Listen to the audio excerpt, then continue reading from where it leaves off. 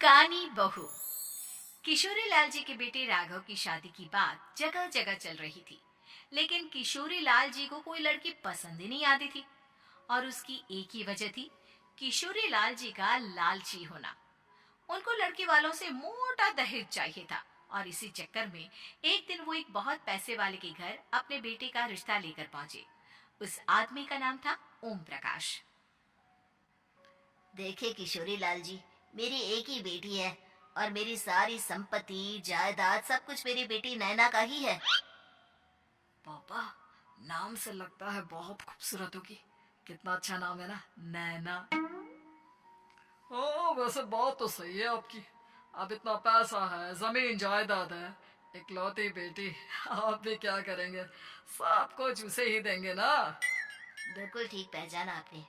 बस बेटी की शादी और सारी जायदाद उसके नाम। पापा, बिना देखे हाँ कर दीजिए ना। इतना अच्छा रिश्ता फिर कहाँ मिलेगा, माला माल हो जाएंगे हम। मैं अपनी बेटी को बुलाता हूँ। अरे नहीं नहीं नहीं नहीं, आपकी बेटी का नाम नैना है, सुनकर ही लगता है बहुत सुंदर होगी। रहने दीजिए अंकल, मैं तो आपकी बेटी के नाम से ही इतना खुश हो गया हूँ कि उसे बिना देखे शादी करने को तैयार हूँ। अब तो मैं उसका चेहरा सीधे शादी के बाद ही देखूंगा। और इस तरह राघव नैना का चेहरा नहीं देखता और उससे शादी कर लेता है। शादी के बाद अपनी सुहाग रात पर जब राघव नैना का घूंघट उठाकर देखता है, तो नैना की आंखें बंद थी। कितने खूबसूरत हो तुम नैना, जरा अपनी आंखें खोलकर मेरी तरफ देखो तो सही। नहीं, मुझे शर्म आती है। अरे, मैंने तुम्हें शादी से पहले भी नहीं देखा, और अब अगर तुम आंखें खोलकर मुझे देखोगी भी नहीं तो मुझे अच्छा कैसे लगेगा। इससे पहले कि नैना अपनी आंखें खोलकर राघव की तरफ देखती, अचानक से लाइट चली गई और राघव नैना को पूरी तरह से देख भी नहीं पाया। अगली सुबह नैना राघव के लिए नाश्ता बनाकर लेकर आई। अरे ये क्या, आधा पराठा सीका हुआ है और आधा बिल्कुल कच्चा। ये तुमने क्या किया नैना? बहू, तुमने क्या आधा पराठा तवे से नीचे लटका कर रखा था, जो आधा सिका है और आधा कच्चा? मुझे जितना दिखेगा उतना ही तो सीखूंगी ना पापा जी।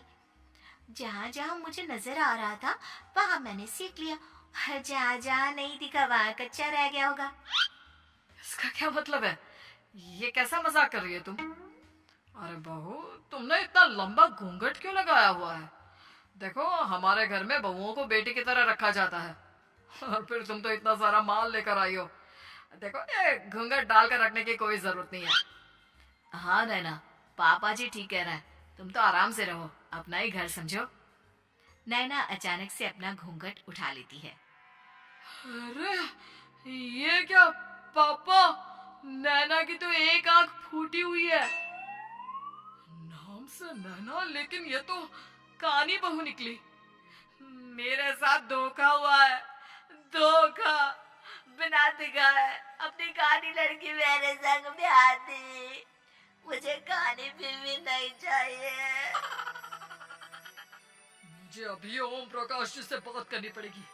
आखिर उन्होंने मेरे साथ ऐसा किया क्यों? अरे, आप लोगों ने ही तो पापा से कहा था कि आप लोग शादी से पहले मुझे देखना नहीं चाहते। अब मेरे पापा पर क्यों इल्जाम लगा रहे हैं? अरे लेकिन उन्हें बताना तो चाहिए था ना कि तुम कानी हो, एक आंख से तुम्हें दिखाई नहीं देता। किशोरी लाल और राघव नाराज होकर ओम प्रकाश को अपने घर बुलाते हैं। पापा जी, ये आपने क्या किया? शादी से पहले बताया क्यों नहीं कि नैना की आंखों में परेशानी है? अरे आप ही ने तो लड़की देखने से मना कर दिया था। और लेकिन आप बता तो सकते थे। आपको तो हमारी बेटी की प्रॉपर्टी चाहिए थी, वो भी पूरी की पूरी। अब क्या हुआ अगर उसे आधा दिखाई देता है? प्रॉपर्टी तो आपको पूरी मिल गई ना। अरे ये क्या बात हुई? मेरी शादी प्रॉपर्टी से नहीं, आपकी बेटी से हुई है। अब ये तो पहले सोचना चाहिए था। तब तो मेरी प्रॉपर्टी देखकर तुम्हारी जुबान लप लप आ रही थी। लेकिन मैं कानी लड़की को अपनी बीवी बनाकर नहीं रख सकता। पापा, कुछ करिए ना आप। हाँ, करता हूँ। देखिए ओम प्रकाश जी, आप हमारे साथ ऐसा नहीं कर सकते। और तुम देखो, अगर तुमने मेरी बेटी से शादी तोड़ी ना, तो जो भी प्रॉपर्टी मैंने तुम्हें दी है वो तो पूरी की पूरी वापस ले ही लूंगा, और आधी प्रॉपर्टी तुम्हारी भी लूंगा। अरे मेरी आधी प्रॉपर्टी भला क्यों लेंगे आप? इसलिए क्योंकि मेरी बेटी को आधा नजर आता है, और उसकी नजर अभी तक तुम्हारी आधी जायदाद पर ही पड़ी है। अब तुम उसे घर से निकालोगे तो कुछ तो लेकर जाएगी ना। और अगर हम आपकी बेटी को अपने घर की बहू बनाकर रखे तो? तो तुम्हारी पूरी प्रॉपर्टी तुम्हारी ही रहेगी, और जो मैंने तुम्हें दिया है ना, उसमें से बस मैं आधा लेकर जाऊंगा। अरे लेकिन अब आप अपनी दी हुई प्रॉपर्टी में से आधी वापस क्यों लेकर जाएंगे? अगर मैं आपकी बेटी को अपनी पत्नी बनाकर रखने को तैयार हूँ तो? इसलिए ताकि भविष्य में अगर तुम मेरी बेटी को धोखा दो तो उसके पास कुछ तो रहे जो पति का हो। वैसे मेरे पास तो बहुत कुछ है, लेकिन अपने पति की कोई निशानी तो उसके पास होनी चाहिए ना। अब अगर तुमने मेरी बेटी को कानी कहा तो तुम्हें प्रॉपर्टी भी कानी ही मिलेगी, पूरी नहीं। जमाए राजा। किशोरी लाल और राघव समझ चुके थे कि वो बुरी तरह फंस चुके हैं और अब उनके पास वहां से निकलने का कोई चारा नहीं है। अब समझ में आया ना, लालच बुरी बला होती है। एक तो तुम्हें प्रॉपर्टी मिली, ऊपर से बीवी मिली, उसमें तुम्हें नखरे भी दिखाने हैं। आए बड़े, चुपचाप बैठो तुम। कुछ दिनों के बाद नैना राघव की कार लेकर बाजार घूमने निकलती है और जब कार लेकर वापस आती है, ये क्या? एक तरफ से मेरी गाड़ी पूरी खराब हो चुकी है। लगता है तुमने मेरी गाड़ी को किसी दूसरी गाड़ी के साथ एक्सीडेंट किया है।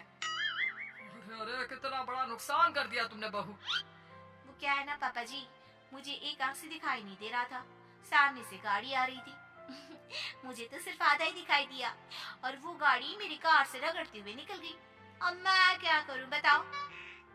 आप इसे ठीक कराने के पैसे कौन देगा? तुम्हारे पापा? तुमने मुझसे इस तरह से बात की? अभी रुको।